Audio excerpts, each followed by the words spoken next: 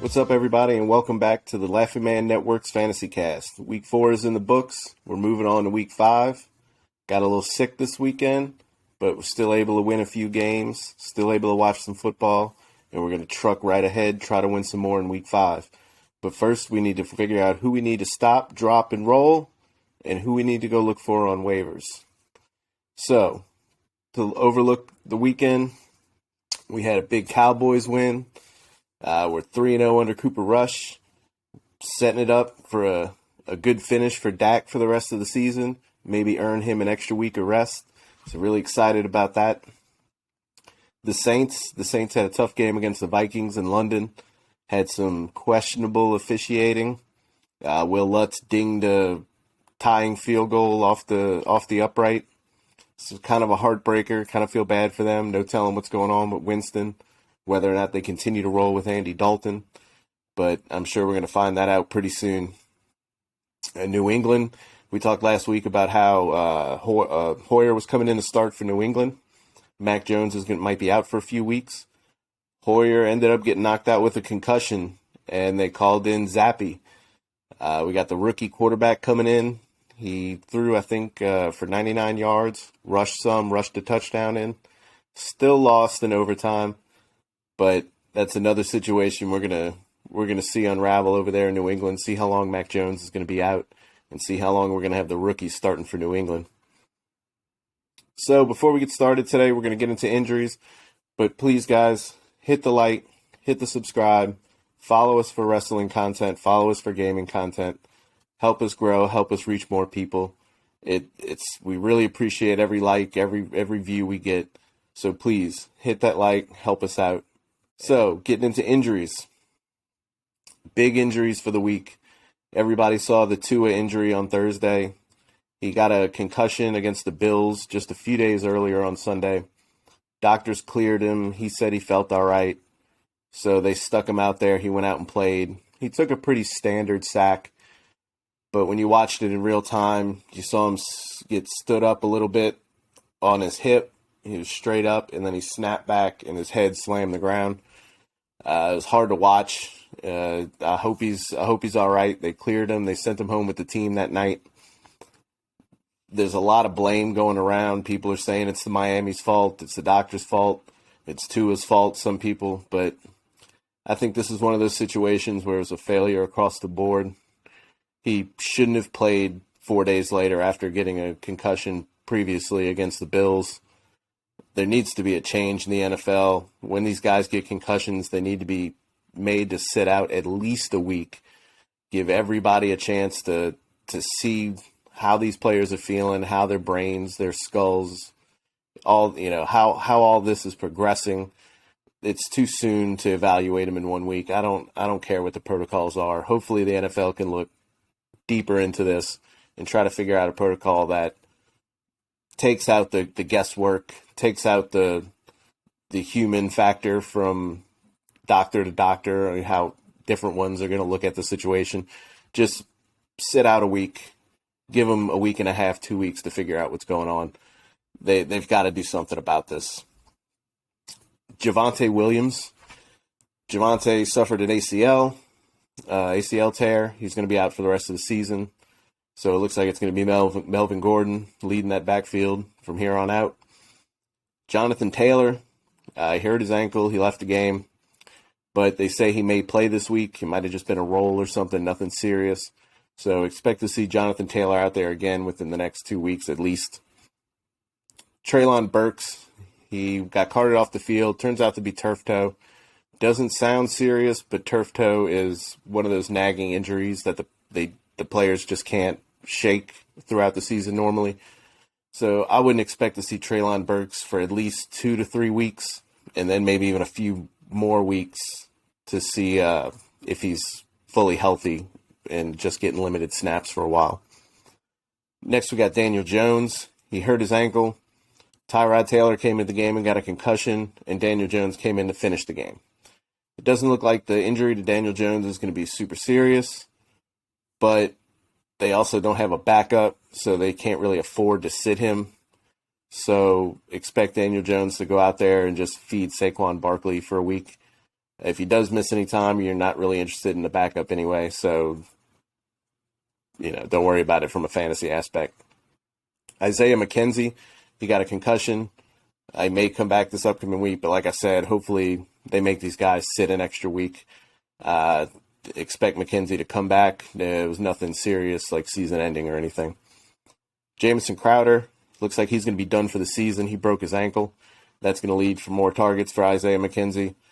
Sad for Crowder. I always like Crowder, but it looks like for fantasy, you're going to want him off your roster now. Cordell Patterson, he went to IR with a knee injury. Haven't seen the extent of the injury. I just found out about it. Keep an eye on that. I'm not sure if he's out for the whole season, but it looks like you're going to have Algier taking over for the Atlanta backfield. We're going to get into the segment that I started calling Stop, Drop, and Roll. These are guys you need to stop starting, you need to drop from your roster or trade, and you need to roll the end of your roster over and get some more guys with some potential upside. Top guy that I've seen, 15% of leagues he's owned. This may take into consideration dynasty leagues and such, but Ronald Jones, if he's on your roster, get him off. He hasn't been active. Just don't. He's fourth on the depth chart. If that, just don't have Rojo.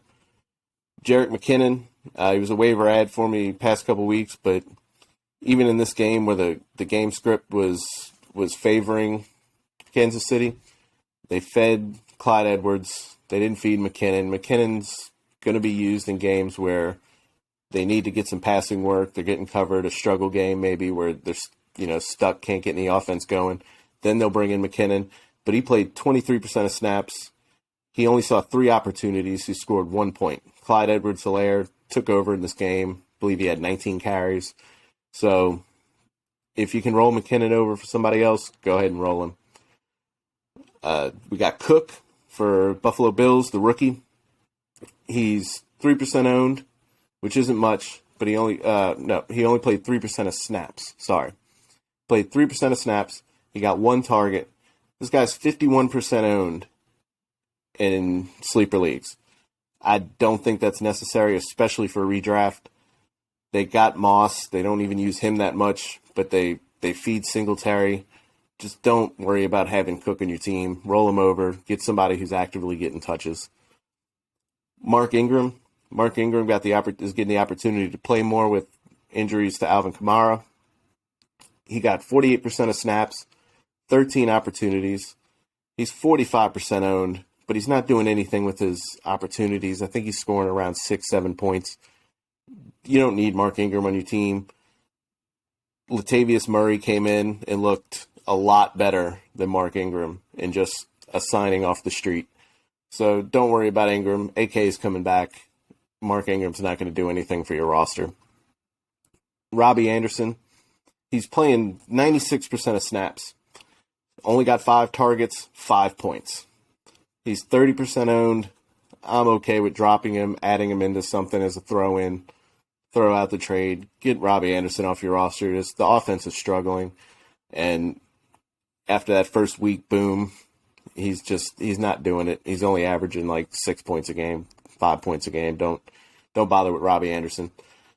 McCole Hardman, 46% of snaps. He got 1 target. He's gotten around 1 to 2 points 3 weeks in a row. He's 34% owned. I love McCole Hardman. I thought he was going to have a big year, but we can't predict that Kansas City Chiefs backfield or the wide receiver core. So just, let's move on from McCole Hardman. Another Kansas City wide receiver, Sky Moore. A lot of people drafted Sky Moore thinking he was going to be like the number 1, number 2 for the team. As we've said, it's a crowded wide receiver room, crowded backfield. Sky Moore's just not getting a lot of work. Dynasty, you want to hold on to him, but he only played 28% of snaps. He did get 4 targets this week, but he only got 1 the previous 2 games. He's 31% owned. I'm not worried about holding on to Sky Moore. They can't get decent numbers out of the guys that they have now. So just move on from Sky Moore if you have somebody who you can put in now and flex them week to week. DJ Shark, I'm willing to move DJ Shark. Maybe drop him, but I'd prefer to package him and move him. He's 50% owned. The issue with him right now is Khalif Raymond is playing more snaps now. He's filling in for guys that are hurt. He's coming in, and Jared Goff trusts him from last year. They did really well last year. Jameson Williams is coming back.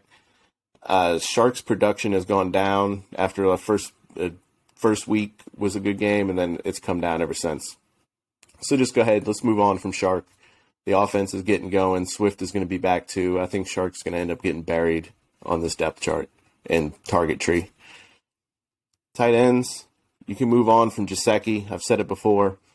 This past week, he played 44% of snaps. I think it was Durham Smythe is playing more snaps than him in a lot of these games. He got 4 targets, 5 points. He's 50% owned in sleeper leagues. Giuseppe should be better than this, but in this offense currently, let's just move on from Giuseppe. Alberto, he was supposed to be the big breakout this year.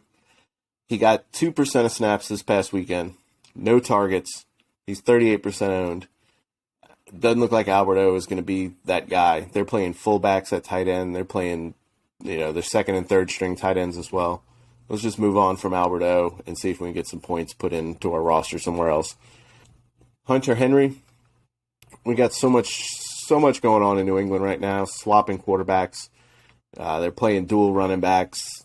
You don't know what wide receiver is going to go off each week. Just Henry's playing 84% of snaps. He got 4 targets and 1 in the 2 games before that. He's 34% owned. He's better than his usage. He's better for real football, but for fantasy football this year, I'm ready. You can just move on off of him. All right, guys. Now we can move into our waivers for the week. These are going to be some guys you might be able to switch into your flex. Some of these guys we talked about that got injured, you may need to fill in to your roster. And we're going to start with quarterback. The obvious one with Tua going down and Tua being out at least a week is Teddy Bridgewater, old Teddy B. He's 2% owned. I'm willing to go spend 10 to 15% on him if you had Tua. He's going to take over a good offense, and he's a decent quarterback. Doesn't make a lot of mistakes. He's not flashy, but when you have weapons like he does, he may end up being a decent QB2. So if you want to go spend 10 to 15%, 20% maybe if you own Tua, go get Teddy Bridgewater. Make sure you have a quarterback for at least the next few weeks, especially in Superflex. Kenny Pickett. My man Trubisky, they benched him at halftime. They brought Pickett in. Pickett threw 3 interceptions in the second half.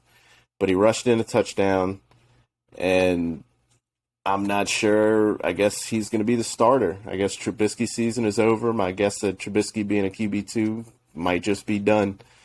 But if you want to go get Pickett, you want to spend 15 to 20%, make sure you have a decent quarterback who may have some upside. If maybe he brings some flair to the offense, go spend it, a super flex league, and hope for the best. If you're at the point where you need Pickett, you probably want to just take a chance at this point. But getting into wide receivers, we can go to Corey Davis. Corey Davis, I'm all right with picking up. Zach Wilson came back, threw him a few passes. He caught a touchdown late in the game. He's 29% owned. I'm willing to go spend 5% on him if you need a flex. Looks like they have a decent offense, and it looks like he's not going to be forgotten about, at least with the first game. Next up, Josh Reynolds. He's 33% owned. Again, I'm willing to spend about 5% on him. He's playing about 78% of snaps right now. He's getting 8 targets and 10 in week 3. So he's getting usage. Goff trusts him from last year. So expect Josh Reynolds to keep up at least flex play production.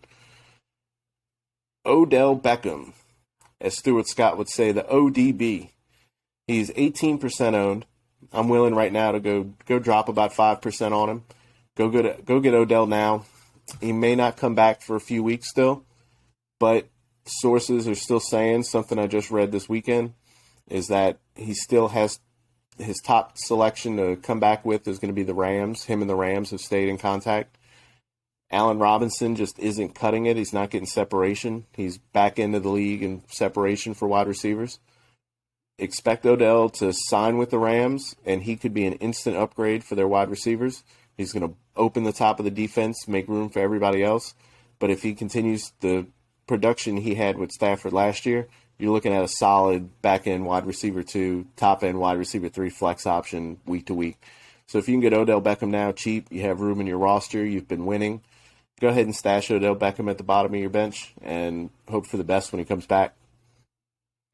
Kyle Phillips, with Treylon Burks being out maybe the next few weeks, Kyle Phillips looks like he's going to be the number 2 on that target tree. Even though he's technically the wide receiver 3, he's going to play the slot. But Robert Woods is up or down. Kyle Phillips has been hurt, but he came back now. He's 4% owned.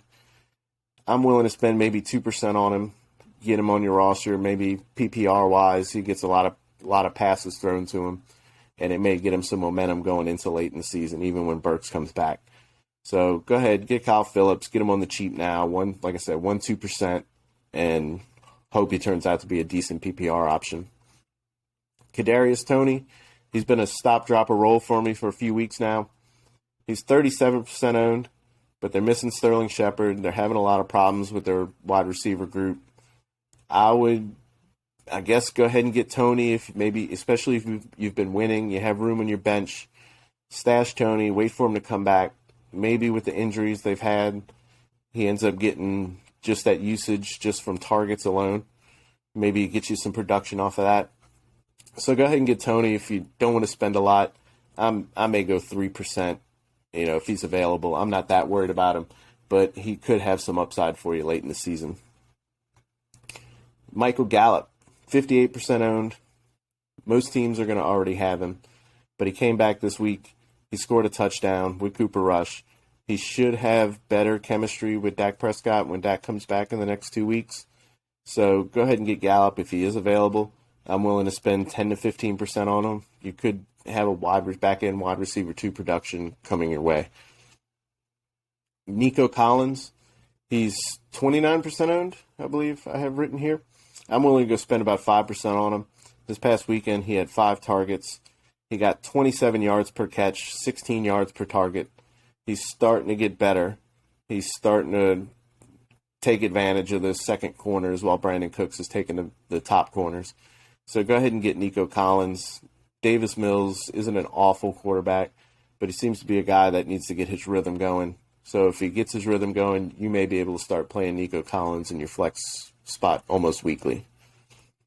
Isaiah McKenzie, Jamison Crowder is now out. It was his only competition for slot targets. Jamison Crowder has a broken ankle, so Isaiah McKenzie is going to be the full-time slot guy. He's owned in 43% of leagues. Personally, he should be owned in leagues already. High-powered offense. Go spend 5 to 8% on him. He's got the touchdown upside, and look what Beasley did. Look what McKenzie's done just so far this season when he has played. He's can be an easy flex for you week to week in most leagues, especially 12-team deeper leagues. Running back, we had the injury to Javonte Williams, so now we're going to be looking at their backups. You have Mike Boone, not a great pickup, but he may end up splitting carries with Gordon. So if you want to go spend 5 to 8% on him, maybe you lost Javonte, you're weak at running back, you're going to take a shot and see if he gets it, go for it. The guy I'd rather have, maybe spend 10 to 12% or so, maybe 15 if you had Javonte Williams and you really need a running back. Look at Latavius Murray. Saints signed him off the street. He had a decent game against the Vikings. They didn't sign him to the active roster, so Denver went and grabbed him off of their practice squad. Latavius Murray may now split carries with Melvin Gordon. I wouldn't be surprised to start seeing him get 8 to 10 carries a game now. Get almost that same role Javonte Williams had. So if you want to go spend 10 to 15% and grab Latavius Murray, you need a running back or you need a flex, go ahead and grab him. Next up, we got the Atlanta backfield. Cordarrelle Patterson's been put on IR with a knee injury. We got Tyler Algier. He's 31% owned. I'm willing to go spend about 15% on him. He's played 44% of snaps this weekend. He got 10 carries for 84 yards.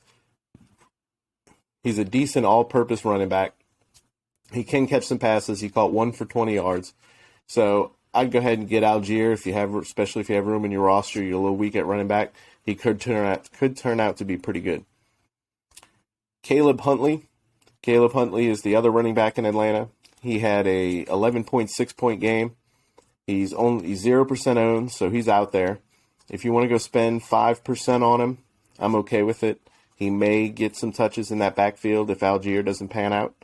He had 10 rushes for 56 yards, so that's a pretty good yards per carry. So if you have room, go get Caleb Huntley, and you never know what happens. Look what's happening to these running backs this week. They're falling. Next up, Rashad White. Rashad White is 38% owned. He got 38% of snaps this past weekend. He had 5 for 5 targets, 50 yards. He's getting used in games where the game script isn't favoring Leonard Fournette. They're not getting a chance to run the ball. It looks like they're going to start trusting him in the passing game. I'm willing to go spend about 4% on him, especially if you own Fournette. Rashad White was a decent running back in college. He can come in if Fournette goes down, and he may be a running back 2 for you.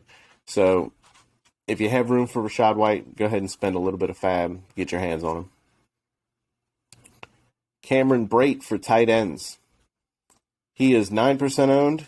He's playing Atlanta this week. If you're struggling at tight end, you need a fill-in. Brate could be that guy.